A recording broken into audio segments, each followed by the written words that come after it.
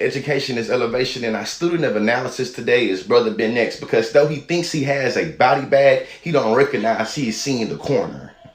I'm going to start this off by stating this clearly, especially for y'all in that comment section. When it comes to the topic of homosexuality, it is not a centering of whiteness or white people. You do know that black trans, black lesbian, black gay folks do exist.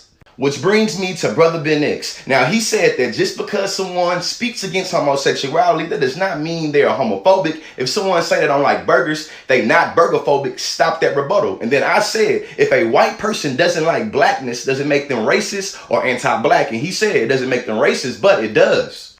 Well, it does make them anti-black, but that's just a random fact. Why are you even saying that? Sounds like a strawman argument to me. What's a strawman argument? Let's check it out. A strawman argument is a misrepresentation of someone's position to make it easier to attack. See, here's the tricknology he tried to use here. I said because someone speaks out against homosexuality, that don't make them homophobic. He tries to use the example that I find that funny because his original point was structured by a debate fallacy where he created a false equivalency in comparing homosexuality to burgers.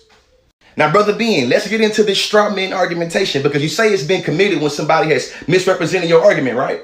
Brother Ben, you've committed a straw man argumentation with this headline and how you're choosing to characterize my argument. I told you I don't use the terminology of phobic or phobia. I told you the terminology I use. I'm gonna go in context, brother. Your false equivalency of comparing burgers to homosexuality is not homophobic, it is homo-negative. It is the force that literally affects the lives and well-beings of gay men and lesbian women. You feel me? I asked you, if a white person doesn't like blackness, does that make them anti-black? You said yes. Now, I asked you, if a white person doesn't like blackness, does that make them anti-black? You said yes. You not liking homosexuality makes you homo-negative, brother. Now, black folks, I know a lot of us don't know, but a lot of black homosexual people have been able to contribute to the political, social, and economic independence of black people, like homosexual black man Bayard Rustin, as well as the GOAT James Baldwin. Brother Ben, that intellectual body bag you characterize is funny, bro. And speaking of funny, brother, I think it is humorous that you point out that if white people don't like blackness, it does make them anti-black. But why should you care? That's funny. Now, your definition of racism, brother, you accounted for power. You do realize that anti-blackness also necessitates power. So when you say that if a white person doesn't like black people, why should you care? You should care, brother, because of power, the means of production, resources, accessibility, opportunity, power, brother. Brother, I'm going to end this with a conversation of intersectionality. It's the framework that identifies how interlocking systems of power affect those who are most marginalized in our society. When I talk about homosexuality and blackness, I'm not equating the two. Black homosexuals exist. Intersectionality is a framework that was created by a black woman named Dr. Kimberly Crenshaw.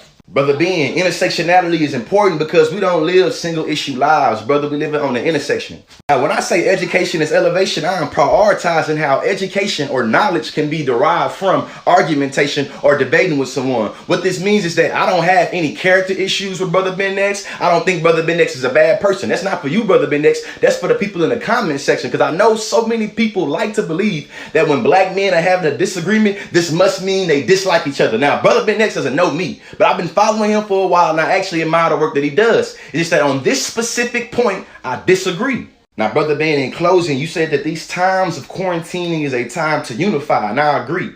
My issue is that how do we expect for those brothers and sisters and non-gender conforming black folks of the LGBT community to unify with us if we are rational with the opposition to homosexuality?